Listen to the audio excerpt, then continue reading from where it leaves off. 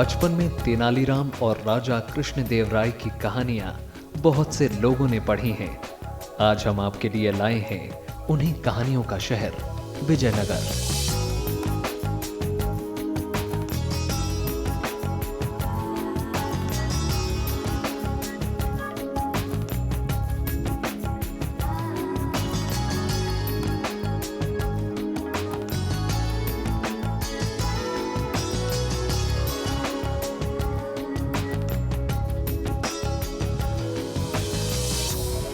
नमस्कार, स्वागत है आपका राज्यसभा टीवी के खास कार्यक्रम में। मैं हूं नवविक्रम सिंह। आज अपनी बेहद खास पेशकश में आपको दिखाएंगे भारत के पुरातन वैभव के गवाह रहे विजयनगर को।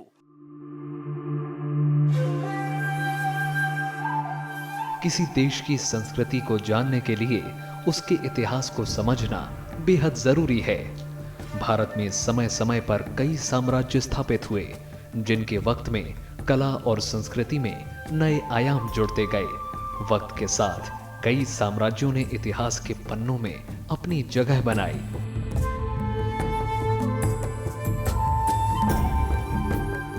इनमें से कुछ केवल कहानियां बनकर रह गए, तो कुछ ऐसे भी साम्राज्य हैं जिनकी समृद्धता और कला कौशल की यादगार वो खंडर हैं जो समय के थपेड़े सहकर भी अपनी धरोहर संजोए हुए हैं।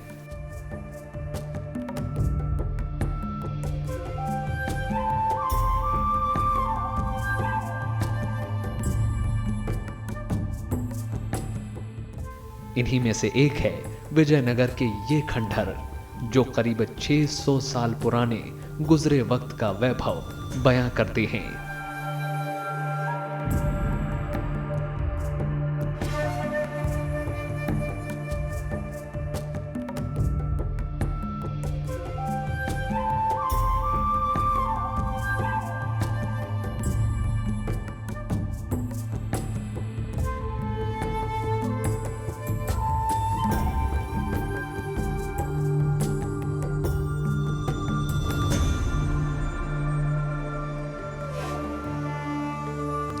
विश्व विरासत स्थल में शुमार हम्पी में मौजूद विजयनगर साम्राज्य के खंडहर बताते हैं कि अपने गौरवशाली अतीत में यहाँ कलाकारों ने वास्तुकला, चित्रकला और मूर्तिकला की नायाब शैली को विकसित किया।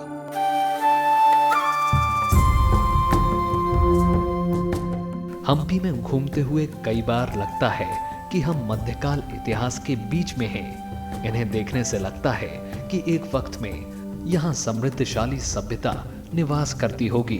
यहाँ आकर महसूस होता है कि प्राचीन भारत का एहसास कितना भव्य रहा होगा और विदेशी आक्रांताओं ने उस भव्यता को किस कदर नेस्तनाबूद किया होगा।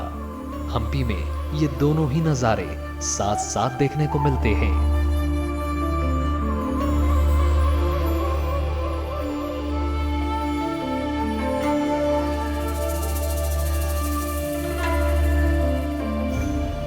हम्पी में आपको मंदिरों में जो कलाकारी दिखेगी, वो पुरातन काल में भारतीय कलाकारों की असीमित प्रतिभा और रचनात्मक शक्ति का गवाह है।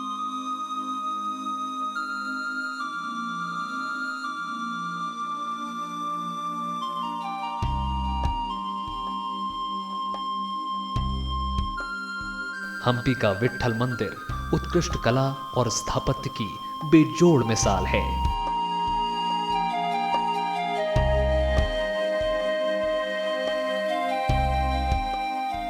जिसे देखने दर्शक देश विदेश से खिंचे चले आते हैं।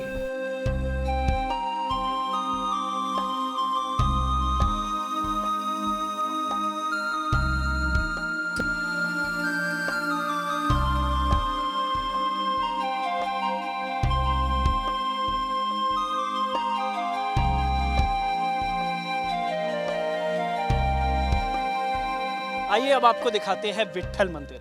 ये वही विट्ठल मंदिर है जहां हम्पी रथ, जो आपके 50 रुपए के नोट में जो हम्पी रथ है, वो इसी विट्ठल मंदिर के अंदर है। आइए आपको सैर कराते हैं विट्ठल मंदिर की।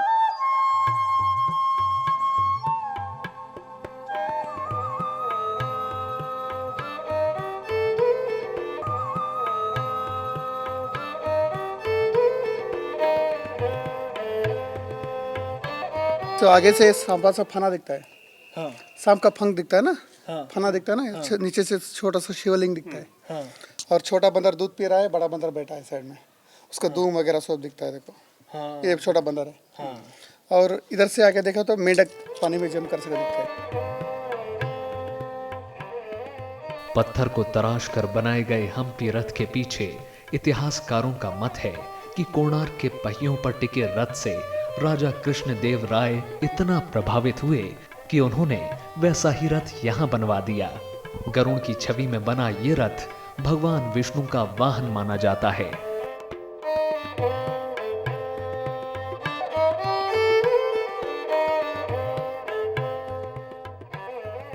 रथ को पार करके हम चलते हैं इस मंदिर के सबसे बड़े रहस्य की।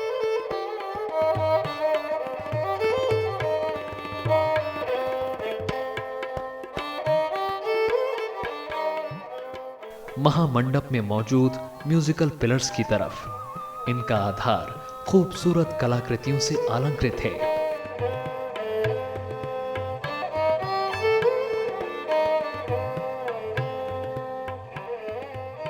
इन खूबसूरत नक्काशीदार स्तंभों को म्यूजिकल पिलर या संगीतमय खंबे कहा जाता है। इन पत्थर के खंभों को थपथपाने से निकलने वाला संगीत सबको हैरान कर देता है।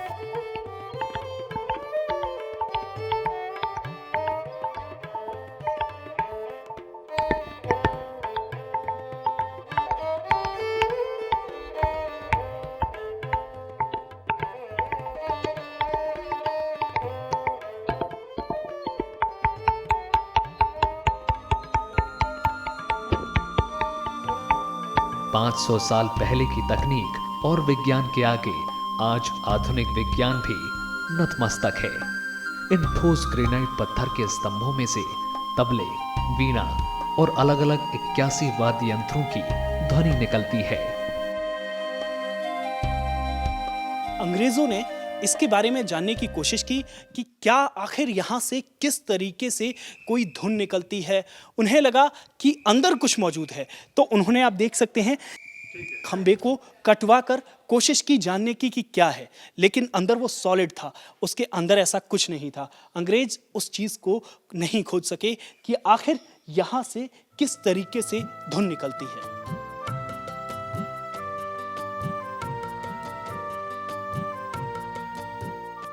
ये स्तंभ भारतीय प्राचीन इंजीनियरिंग कौशल की जीती जागती मिसाल हैं।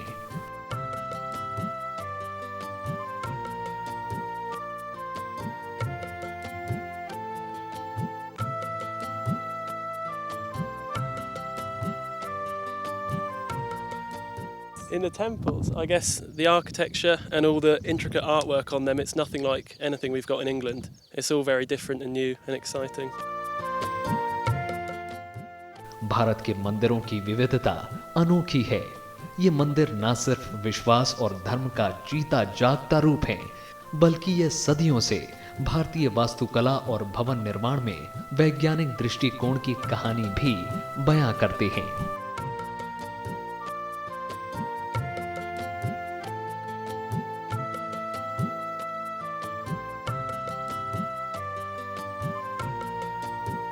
आइए आपको बताते हैं विरूपक्ष मंदिर के बारे में।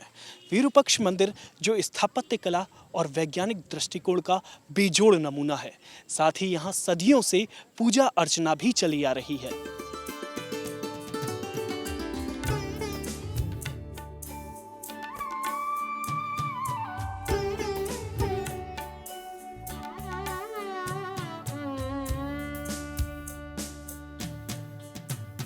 इस मंदिर के इस विशाल गोपुरम का निर्माण राजा कृष्णदेव राय ने 1510 में करवाया था।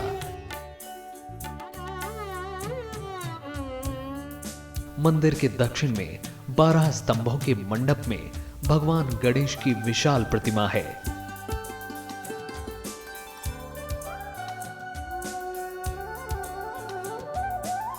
गोपुर से आगे बढ़ने पर मंदिर की भव्यता और बढ़ जाती है।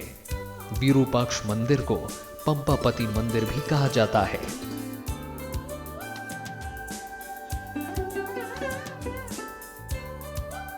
मंदिर के मंडप पर श्रद्धालु आज भी अपनी पीढ़ियों से चली आ रही परंपरा निभा रहे हैं। ये मंदिर विजयनगर में सबसे पुराना माना जाता है और आज भी यहाँ भगवान शिव की आराधना होती है।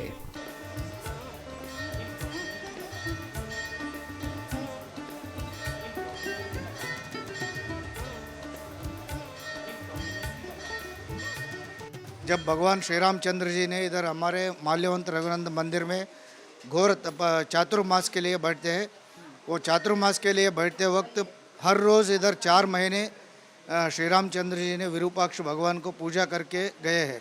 ये मंदिर जो है भगवान श्री रामचंद्र जी के समय से भी ये चलता आ रहा है, सदियों से 300 युग का पुराना है ये मंदिर।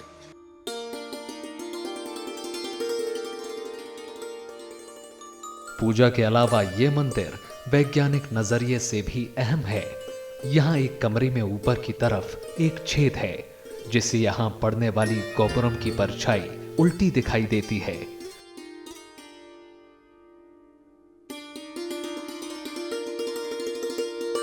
इसके अलावा मंदिर में ध्यान के लिए नीचे की तरफ कमरे हैं। यहाँ ध्यान के लिए लोग बैठते हैं।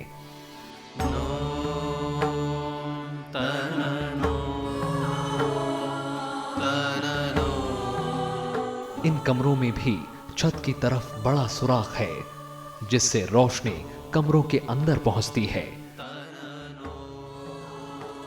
मंदिर में सैकड़ों साल पहले की गई कलाकारी भी हैरान कर देने वाली है।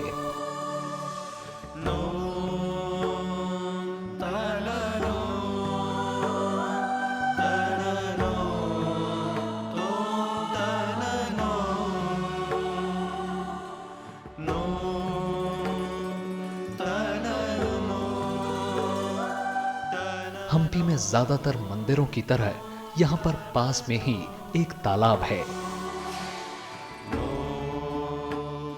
मंदिर के बाहर दोनों तरफ उस वक्त का बाजार भी है। मंदिर से थोड़ा दूर निकलने के बाद भगवान लक्ष्मी नरसिंह की मूर्ति है। इस मूर्ति में नरसिंह आदिशेष यानी 7 सरों वाले नाग की शैया पर बैठे हैं। इस मंदिर को सन 1528 में राजा कृष्णदेव राय के शासनकाल के दौरान बनाया गया था। मूल मूर्ति पर भगवान नरसिंह की जांघ पर बैठी देवी लक्ष्मी की आकृति भी थी, जो बाद में इस नगर को उजाड़ने वालों ने तोड़ दी। हम्पी का हर पत्थर अपनी कोई ना कोई अलग कहानी बयां करता है। यहाँ हर मोड़ पर कोई ना कोई आश्चर्य है। शाही परिधि के बीचों बीच मौजूद है हजारा राम मंदिर। इसे देखकर लगता है मानो बनाने वाले ने अपनी कला की उत्कृष्टता को पत्थरों पर तसल्ली से गढ़ा है। सैकड़ों साल पुरानी बनी मूर्तियों को छूकर लोग एहसास करते हैं कि ये कोई सपना नहीं है। मंदिर की दीवारों पर बनी नक्काशीदार मूर्तियों में रामायण की कहानियों को उकेरा गया है।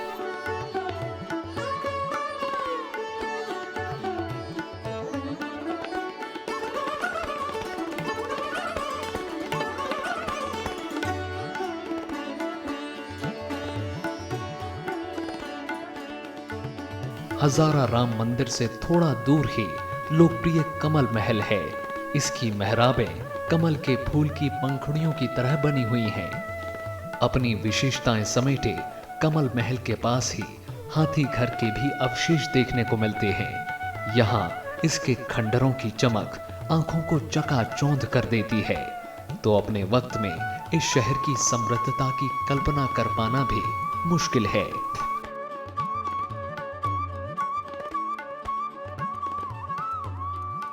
विजयनगर साम्राज्य के खंडहर मन में एक सवाल पैदा करते हैं कि आखिर कैसे इतने समृद्ध शहर का पतन हुआ। तो आइए आपको बताते हैं किस तरीके से विजयनगर साम्राज्य यहाँ से खत्म हुआ।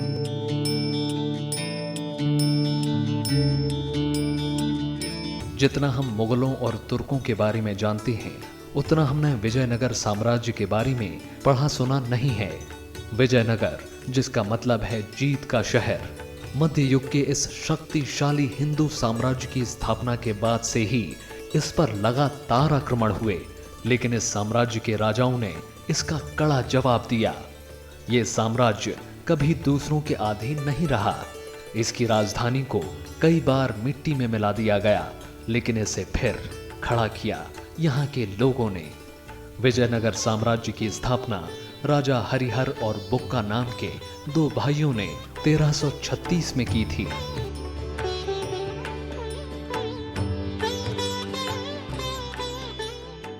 दरअसल विजयनगर पर सन 1336 से लेकर 1565 तक 4 राजवंश, संगम वंश, सालुव वंश, तुलुव वंश और अरविडू वंश ने शासन किया। इनमें से तुलुव वंश के कृष्णदेव राय को सबसे प्रतापी राजा माना जाता है, जिनके समय में विजयनगर सैनिक दृष्टि से दक्षिण भारत का बेहद शक्तिशाली राज्य हो गया था। यहां तक कि मुगल बादशाह बाबर के समकालीन कृष्णदेव राय को बाबर खुद सबसे शक्तिशाली राजा मानते थे।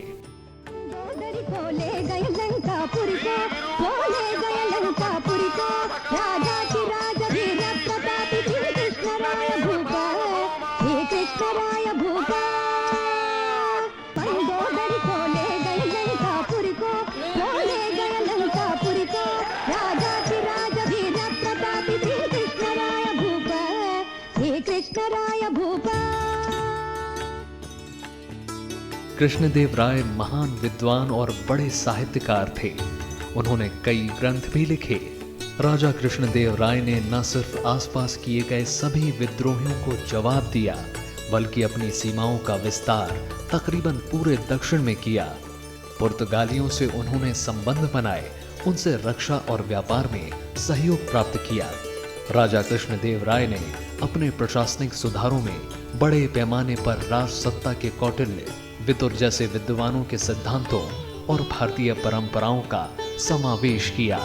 हालांकि एक राजा के तौर पर वो राज्य के मुखिया थे, लेकिन उनके शासन में नीति निर्देश के लिए एक मंत्री परिषद भी था। कृष्णदेव राय की एक अजेय शासक के तौर पर मृत्यु हुई।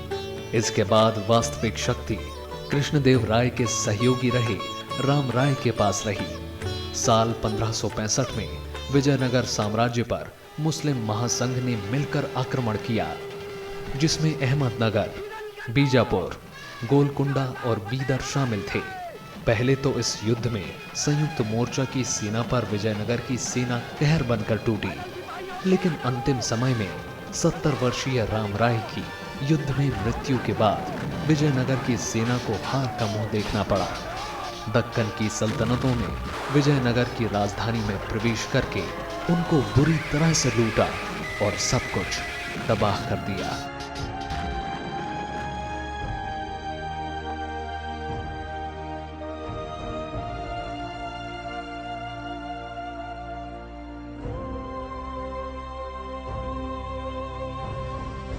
दरअसल विजयनगर साम्राज्य से पहले इस इलाके को किष्किंधा के नाम से जाना जाता था। जी हाँ, ये वही किष्किंधा है जिसका वाल्मीकि रामायण में जिक्र है। पूरा एक कांड है किष्किंधा कांड। भगवान राम यहाँ आते हैं सीता की खोज में, उसके बाद यहाँ पर एक लंबा वक्त बिताते हैं। तुंगभद्रा नदी के पार भगवान राम के वनवास के दौरान बिताए गए समय के प्रमाण मिलते हैं। ऐसे क्षेत्र है ये, जब जब भारत देश में जब जब सनातन धर्म की जो च्युति पहुंचने के लिए जो असुर लोग जो अधर्म बढ़ता है, धर्म साम्राज्य स्थापना करने के लिए यही मुख्य केंद्र है। उसके लिए जब सत्य हरिश्चंद्र आया, यहाँ भगवान को प्रार्थना करके गाया, साम्राज्य प्राप्त हो गया। होने के बाद श्री राम भगवान भी आए, यहाँ चातुर्मास भी किया, यही किष्किंधा है। हनुमान भगवान भी यही मिला, तब धर्म साम्राज्य स्थापन हो गया।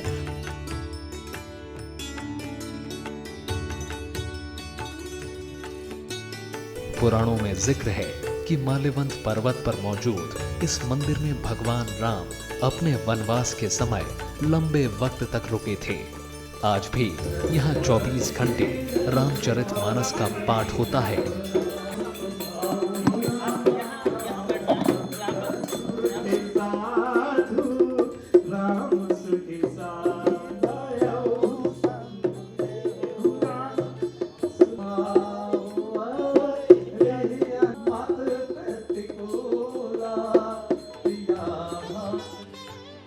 और यहाँ ऐसे भक्त भी हैं जो भगवान राम की तरह 14 साल के वनवास पर हैं।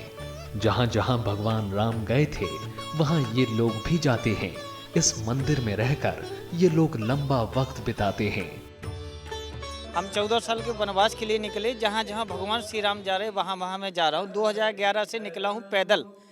तो यहाँ भगवान श्री राम ने चातुर्मास काटा है। बाली का वध करके सुग्रीव को राजा बना दिया किष्किंधा का। उसके बाद यहाँ पर चातुर्मास, ये प्रस्वणगिरी पर्वत है, सुंदरकांड में इसका उल्लेख आता है।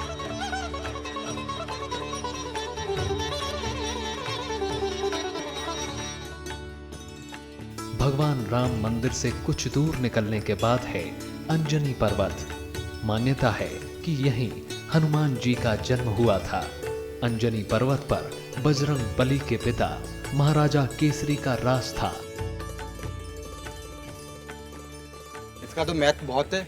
जो हमारी रामायण है उसमें जो किष्किंधा वो ये पंपा सरोवर ये है। ये 4 सरोवर में से एक सरोवर है अपना पंपा सरोवर। और ये ऊपर विजय लक्ष्मी टेम्पल है और उधर माता सबरी के चरण पादुका है। ऊपर गुफा भी है माता सबरी की। बहुत सुंदर जगह है पंपा सरोवर। ये बहुत बड़ा महत्व है इसका। हमारे देवताओं ने आगे इसमें स्नान किया, बड़ा इसका आनंद लिया। उसका आनंद प्रभाव पाकर हम संत भी आते हैं और भक्त भी आते हैं आनंद लेने के लिए। हमको बहुत अच्छा शांति मिलती है आने से। एक तरह से मतलब ऐसा महत्व होता है कि इस पवित्र भूमि पर आते हैं तो अपना मतलब सारा माइंड इसी में डिवेट हो जाता है। रामायण में जिक्र है कि बाली और सुग्रीव भी इसी क्षेत्र में रहा करते थे। यहाँ से कुछ दूर ही धार्मिक तौर पर 4 प्रमुख सरोवर में से एक पंपा सरोवर है। संतों या श्रद्धालु यहाँ लोग दूर दूर से आते हैं। कहा जाता है यहीं वो शबरी का आश्रम है। कहा जाता है कि ये शबरी केव है, यानी शबरी की गुफा। रामायण में शबरी का जिक्र है कि भगवान राम यहाँ आए थे।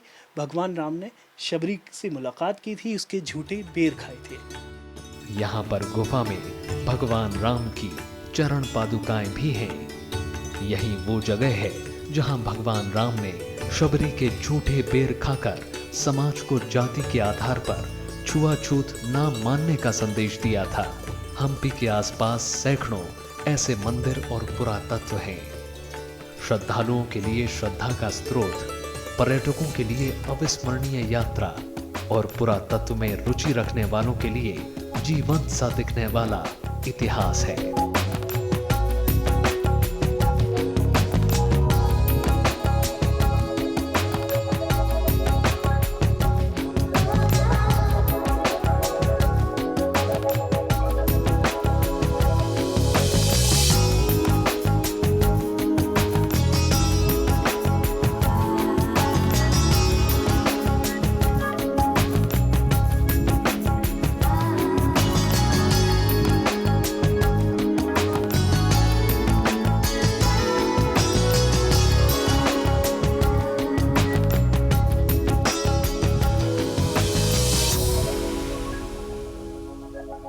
घाटियों और चट्टानों से घिरे शहर हम्पी में सैकड़ों ऐसी कहानियां मौजूद हैं जिसे चंद मिनटों में नहीं बताया जा सकता।